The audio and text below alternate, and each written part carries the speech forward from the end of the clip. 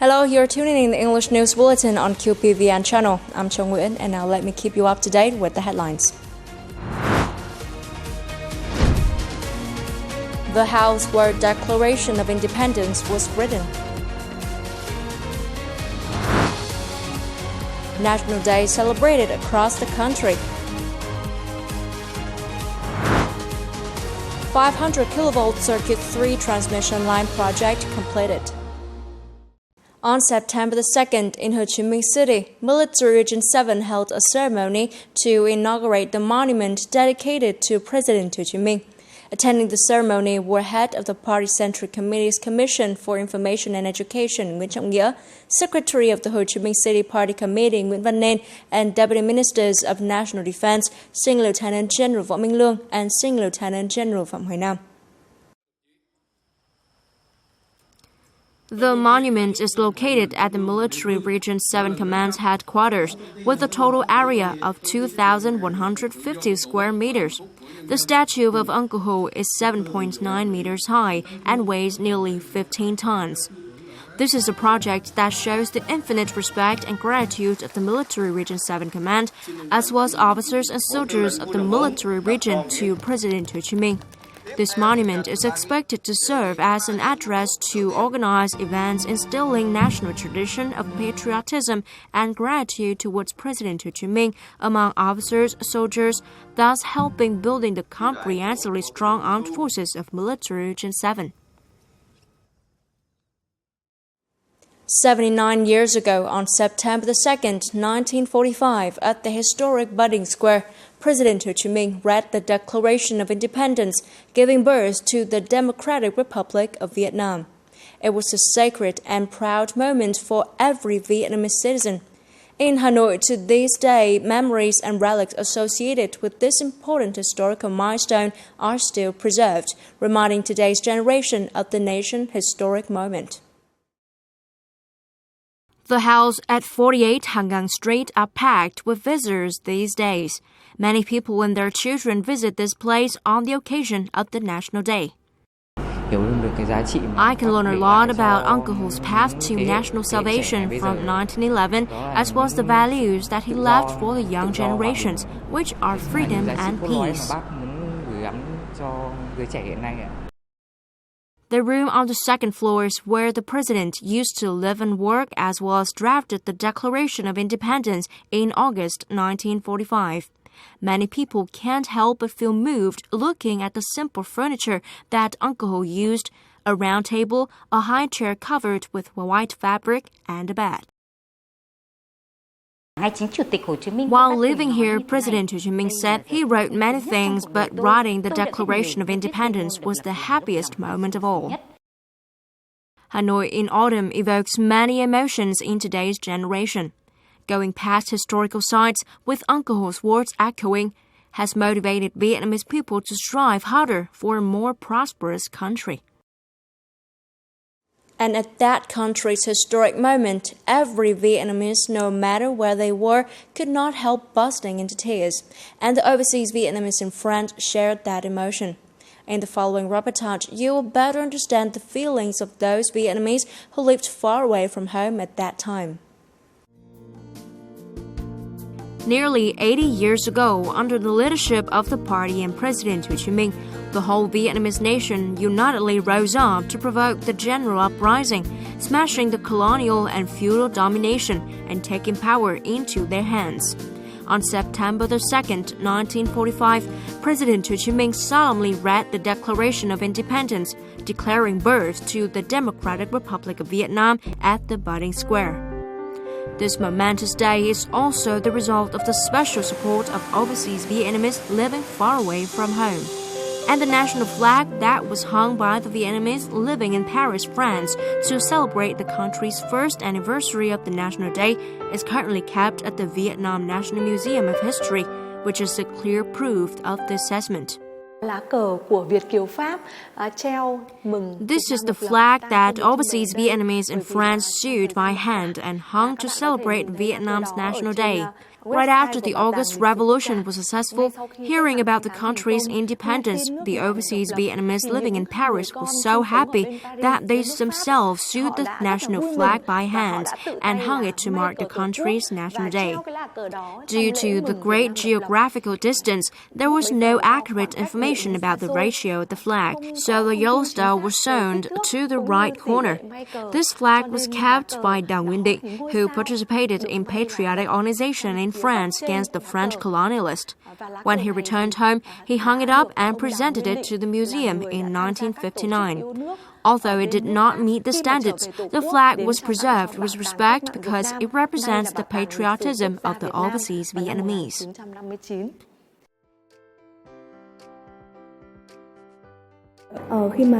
I'm proud because it is such a simple exhibit, but demonstrates the patriotism of our ancestors. I myself would try my best to learn the history and spread the messages about the country's history. The National Day on September the 2nd is always the moment when the sense of national pride lingers on among all Vietnamese people. This is also an occasion to show the great national unity and the love of peace of every Vietnamese. At all costs and by all means would Vietnamese people stand up to protect the national sovereignty and territorial integrity. On National Day, from cities to rural areas and islands, both in real life and in cyberspace, the country is awash with the red color of the Vietnamese flag. The whole country rejoices in activities commemorating the 79th National Day of Vietnam. In recent days, villages of the Thai ethnic group in Lang Chang District, Thanh Hóa Province have been alive with joy for the National Day. It is a cherished tradition here with national flags lining the roads and communities organizing cultural activities, sports, and traditional games. This celebration not only preserves the Thai people's unique culture, but also teaches the younger generation about the nation's significant events and gratitude to the party and alcohol. Lệ Thủy District in Quảng Bình Province held its traditional boat race festival on the Kiến Giang River the same morning, featuring 24 male and 9 female teams with nearly 1,000 rowers.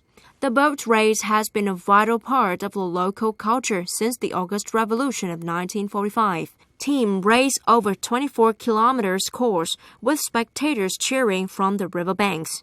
This year, An Sa village, West General Võ Nguyên Giap's hometown, claimed the top prize. Meanwhile, a flag-raising ceremony and mass performances featuring áo dài and ethnic costumes were held at the same time at Hồ Tấn An Square, Krông Park District in Đắk Lắk Province. This event, part of the second Krông Park Durian Festival 2024, involved over 2,500 participants from various local groups. The district also set a national record for the longest dragon sculpture in Vietnam, measuring 120 meters.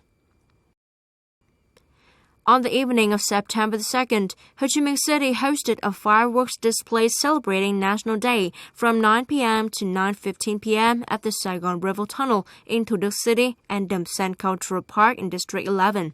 On Nguyễn Huệ Walking Street, various art programs were held to mark the holiday. The National Day holiday this year is an opportunity for the whole party, people, and troops to review the past 55 years of implementing President Ho Chi Minh's testament that bore his great sentiment and concern for the people, as well as his aspiration for the strong and wealthy nation, becoming a guiding light in the path of national construction and protection to this day, in which the Vietnam People's Army is the core force to successfully implement his thought and strategy on defense in the new situation. The strategy on defense and military construction in the cause of building and safeguarding the socialist fatherland of Vietnam by our party has identified 3 clear viewpoints of building a politically, ideologically, and organizationally strong military, maintaining and strengthening the absolute and direct leadership of the party over the military in all aspects, improving the overall quality and combat strength of the military, and building the whole people defense disposition, the people's warfare and defensive areas, implementing the task of socio-economic development in association with defense, security, maintenance, and foreign affairs. chủ động bảo vệ Tổ quốc từ sớm, từ xa. Safeguarding the fatherland in advance and from afar, building up plans to prevent the risk of conflicts and wars, and maintaining a stable environment for national construction and development are the three issues that are the basic, consistent, dialectical, scientific viewpoints inherited and developed from the party's military and defense policies and the nation's experience and lessons in defending the country in the new situations. The strength of the military is the result of the combination of different factors, including the human resource, weapons, equipment, art of warfare, of which the human resource plays the decisive role. Therefore, developing this factor directly, the high-quality human resource is always paid due attention to by the Central Military Commission, the Ministry of National Defense, and the General Political Department. At the same time, the entire military continues to innovate and improve the quality of political education and ideological orientation, making officers and soldiers always steadfast and determined in their stance, goals, ideas, deeply aware of situations and tasks, see through all the advantages and difficulties, clearly identify responsibilities, and be determined to successfully complete all tasks. Làm bằng nhiều hình thức, bằng nhiều biện pháp.